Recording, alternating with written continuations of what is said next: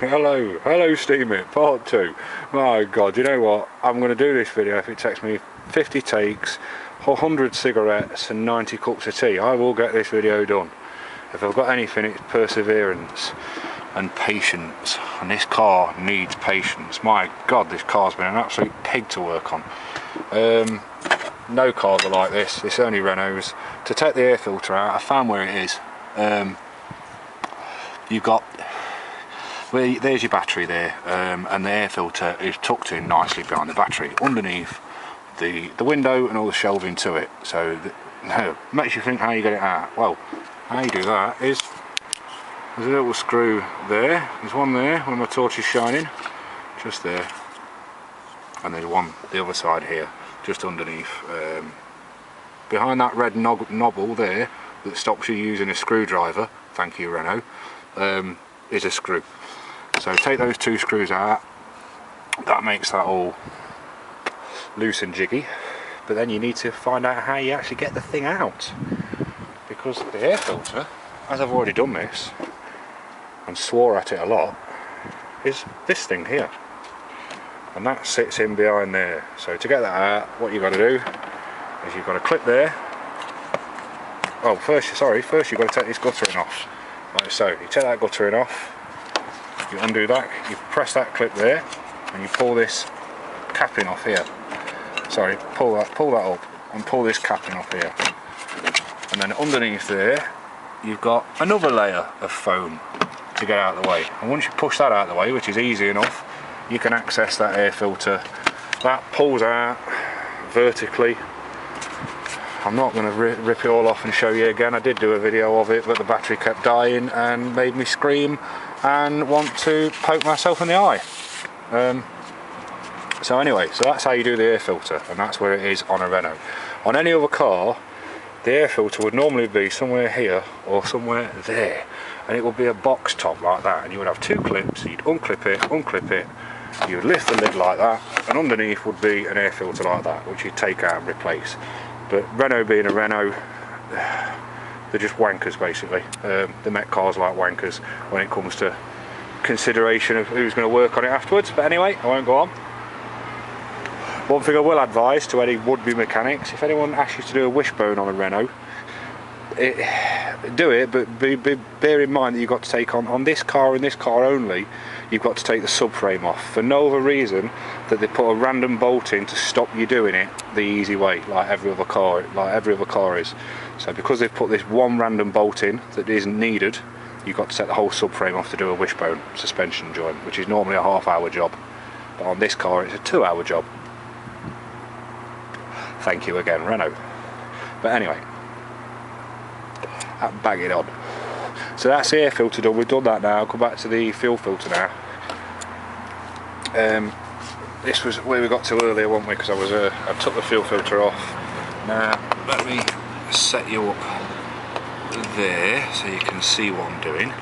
Now that there, yeah, there we go. Right, that there is your new fuel filter with the old electrical sender unit that needed the new O-rings on it. Now I've replaced the new O-rings. You just get a screwdriver and peel them off and roll them back this way. There's one there, one there and one there. They're all different sizes, so be careful which ones you put in. Now on the fuel filter there is markings on here of where the fuel goes in and out.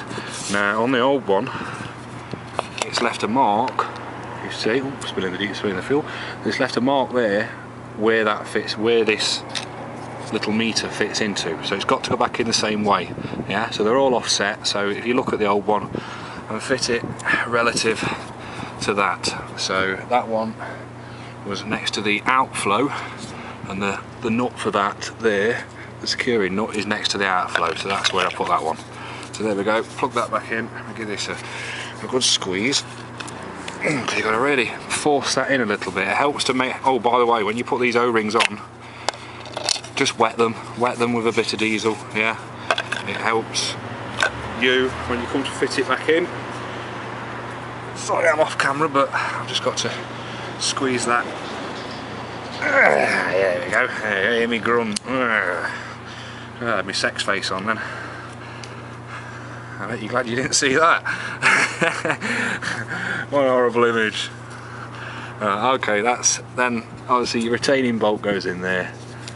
That fits in. You can see the O-rings starting to go in, but that will sit and you won't be able to see that orange O-ring once that's in. Let me go and get my ratchet so I can bolt this down. God, this car has really tested me today, really has. Man, you need the patience of a saint sometimes. They've got some wacky ideas, Renaults have. Right, there we go, just wind that down and then I'll just push it on the other side while you do it, just to make sure it goes in nice and straight. You don't want to be too heavy-handed. A nice little quarter drive ratchet will do you fine. You can pick a setup, a brilliant setup from Halford's, lifetime guarantee for 25 or 30 quid. You can't go wrong with that, you can't go wrong with it. There you go, that's all together now. You see, that's right flush to the base of that now. So that's the fuel filter. Oh, there's also a little water drain plug on the bottom. Now this can get a bit messy because you've got your old one there that you've got to take off, and that's obviously going to let the fuel leak out. So let's get a little bucket, back in 2 seconds.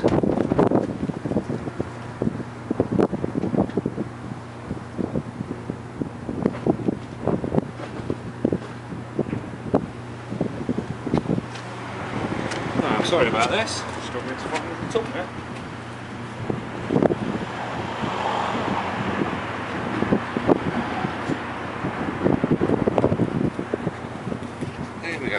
Right, I've got a big ass bucket now.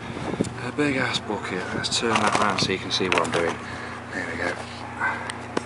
Something about the brake in the show. Right. So you've got your drain plug. Yeah, you can see me. Alright, undo that. There. Get covered in diesel. There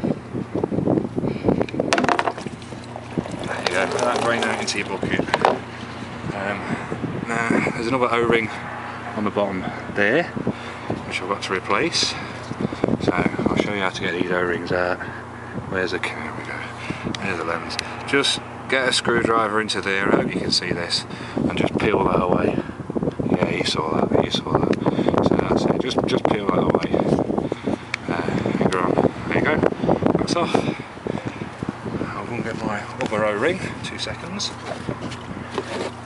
Uno momento.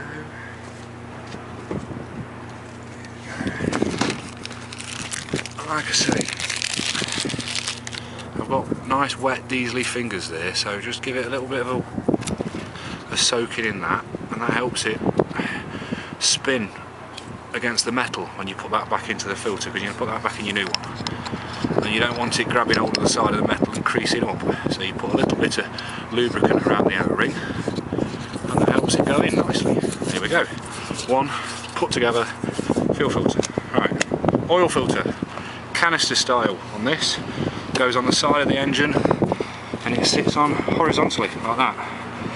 Now that sits just behind your radiator, bolts to the engine, but the position wise, if you imagine the front of the car, in fact I'll show you anyway, but you have to get at it underneath. You can use a filter wrench or a filter strap. I like to use a pair of big pipe spanners, but that, it sits just down there, and you have to go underneath to get at it, okay? And that bolts like that on the side of the engine, and you just twist it anti-clockwise. Drain your oil first, or you're going to get covered. Don't be a numpty and take this off first.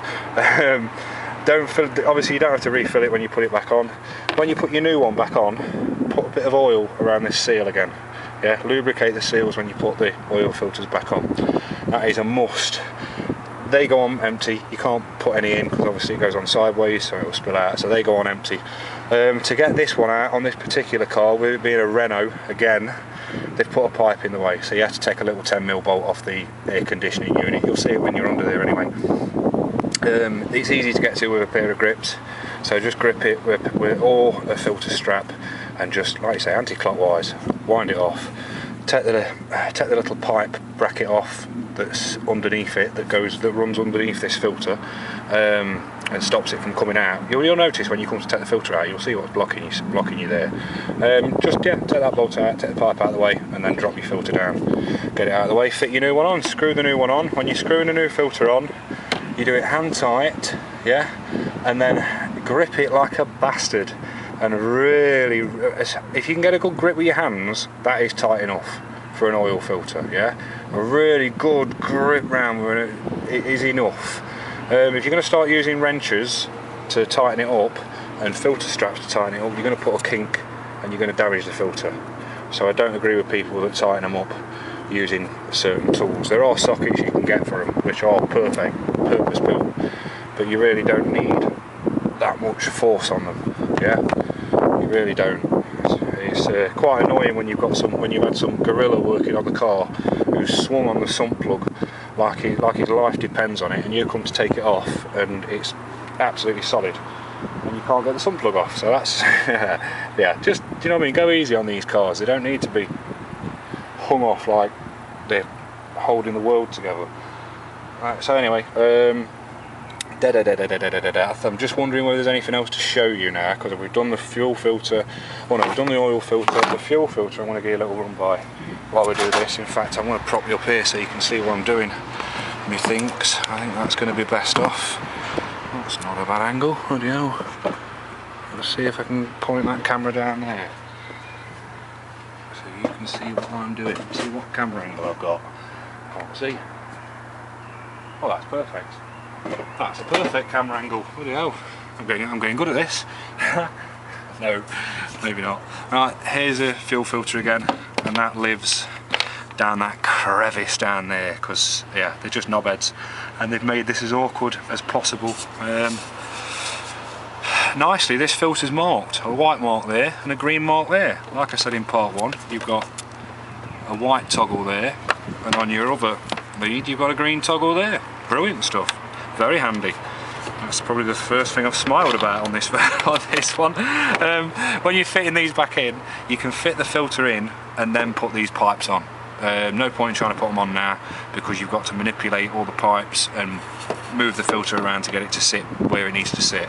So put the pipes on last, so we'll leave them till the end. There's an electrical connector to fit back in there, don't forget that, obviously. What else is there? So yeah, I'll show you how to prime this up in a minute, but let's get this filter in. So we've just got to pull a few pipes here and there and give it a wiggle. Like I say, it's just, it's a horrible design, and they're not normally like this. On any other car, what you'll have a plastic housing, or most other cars, you'll have a plastic housing.